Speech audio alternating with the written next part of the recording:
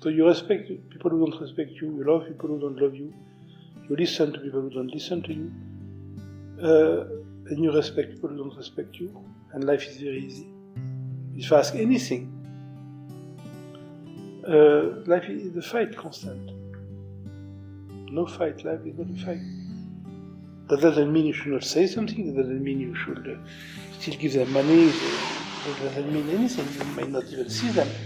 That's situation, But in your heart, you love them, you respect them, you listen to them, and you ask nothing of them. Then the way you express it is according to your culture, according to your social life, according to that's something else. But inside is very important, no pain. Pain is give you inappropriate behavior. Just love them. And that's how to deal with pain. Sorry? Just love them, just respect them. Yes. And then pain is your gift. Pain is nice. You have this pain, that means you must look at something. I put my hand in the fire, it burned, I must be careful. So you have a pain, great. It's a gift they give you. Actually, it came from you, it doesn't come from them. To show you that there's something which you haven't seen yet. Great. So if your dog asks you, do you know you have pain, you're going to say, I feel it. Right? So you feel it in your body. You don't feel it in your fridge. So you feel it in your body. Where? Maybe you don't know yet. Then inquire. Is it here, in the belly, in the stomach, in the shoulders, in the mouth? If you said to your dog, I feel it, you feel somewhere in the body. So you inquire this pain. Put aside this come from my child, which is a very sweet fantasy. Because when you were 3 years old, already the pain was there and there's no child. So you always have a pretext. So my parents were like that, society is like that, my body is like that, now my child is like that. Then it be something that be the war. No. It's not the war, it's not your child, it's not your parents, it's you. So pain is here. And you let it, it's nice, like you take some nice drug, I'm sure you're too clever to do that, but if you smoke some hashish, you inhale, and you do nothing. And then slowly, or fast, according to that, you feel something. That's the same thing, it's free. The pain, and you let it come. The pain is the top of the iceberg, but the iceberg is very big under water. Pain is a very small thing here, but you let it, and you see, by nature, a feeling is expansion. And it's going on the right and left and up and down and front. It will grow, it will grow. And what's grow at some point is no more pain, no more attention. That's the theory. But in practicality, you must really, that's why we do this kind of yoga. It's very stupid actually, where we overharm.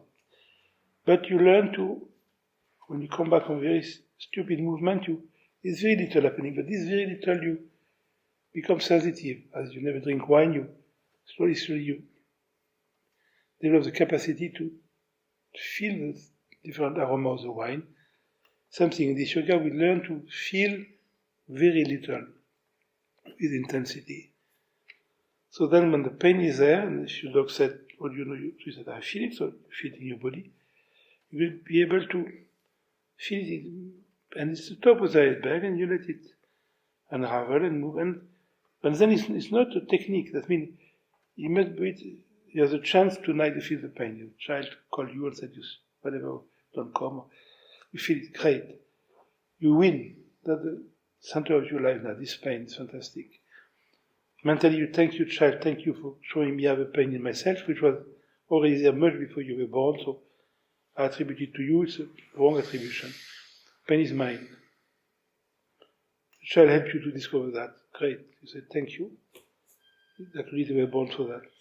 So, and you let this feeling of the pain move, and you may go very little, and then you're going to be thinking of them, they should not do that, and this, and my husband, and the dog, and forget about it.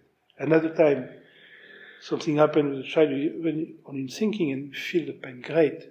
Sit, lie, and feel the pain. You're going to see, it's going to be a little more. And slowly, but don't concentrate, as you don't direct your attention. No, you feel it. Like somebody caress you.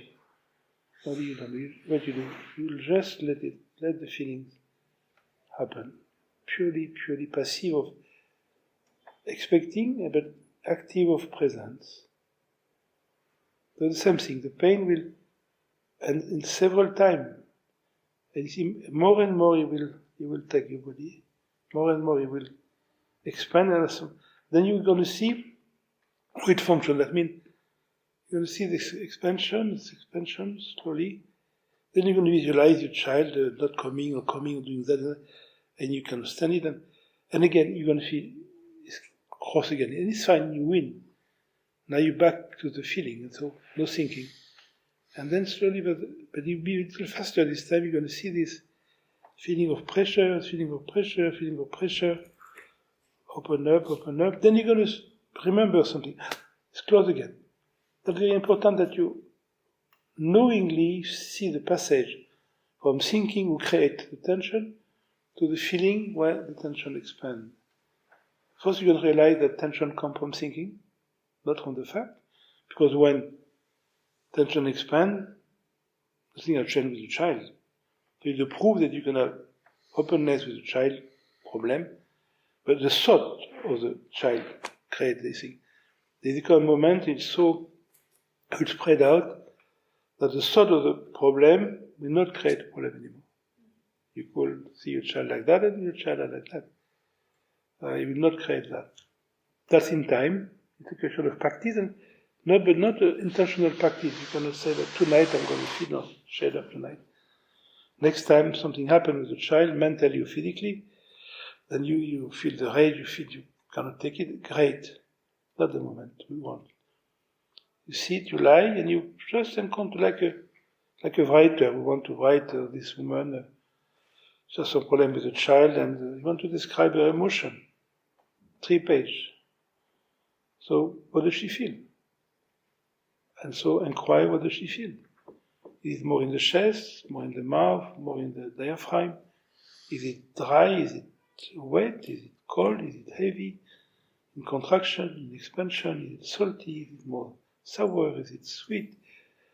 Is it bright? Is it dark? Is it in color? Is it which tone? Must encounter the whole, for your book, the whole spectrum of feeling that a poet will use to describe this pain. Word pain goes away is a feeling. And slowly like that you become a moment that it's really finished. But of course, as long you keep the fantasy of a mother, when you have children, it will come back with the fantasy. So one day you wake up, you're not a mother anymore. You're not a mother.